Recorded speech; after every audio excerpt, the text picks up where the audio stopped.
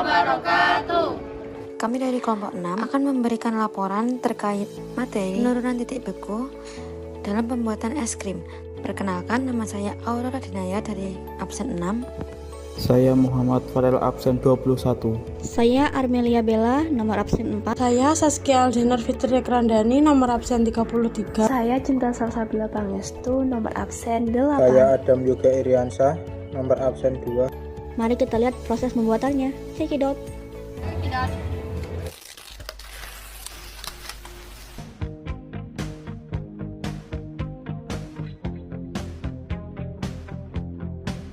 Sebelum memasukkan bahan ke dalam kaleng, mari kita hancurkan bongkahan es dari kutub utara.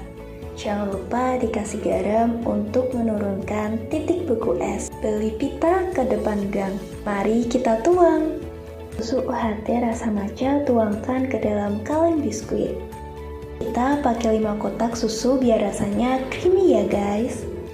Lalu tambahkan 2 susu kental manis biar manisnya kerasa. Ternyata kurang manis, tambahkan 3 sendok makan gula cair. Nah, rasanya baru pas nih. Saatnya memasukkan kaleng pada baskom yang berisi bongkahan es dari kutub utara.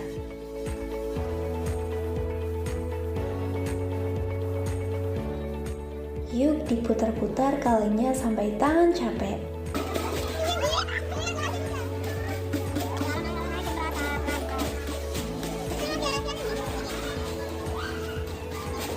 Karena beneran bikin capek, kita pinjem alat dari kantong Doraemon. Alat praktis pemutar es. Seperti pada video ini ya guys, kita pakai baju lab seperti profesor. Sudah keren dan kita masih sibuk memutar-mutar kaleng. Akhirnya yang ditunggu-tunggu tiba juga guys. Adonan dalam kaleng sudah beku. Saatnya kita injek-injek nyes. Tara, es krim matcha ala kelompok 6, dijamin endul, yummy. Nah, ini testimoni dari kelompok lain yaitu Abel Chang. Untuk rasanya enak kok guys. Enak banget. Hayo, yang bilang matcha nggak enak gue tampol ya. Hahaha, enggak, bercanda ya guys.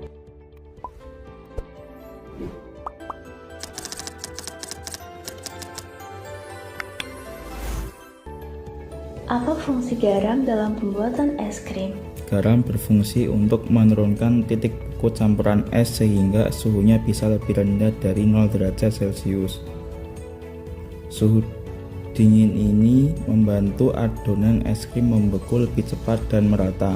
Akibatnya es krim memiliki tekstur yang lebih halus dan lembut.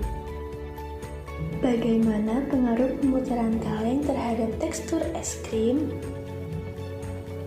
Pemutaran kaleng membuat adonan es krim membeku secara merata. Gerakan ini mencegah terbentuknya kristal es besar, sehingga teksturnya tetap halus.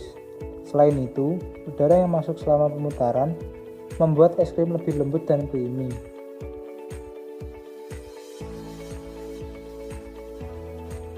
Manakah yang lebih dingin? Air es dan garam atau air es biasa? Jawabannya adalah air es dan garam. Mengapa larutan es dan garam lebih dingin dari air es biasa?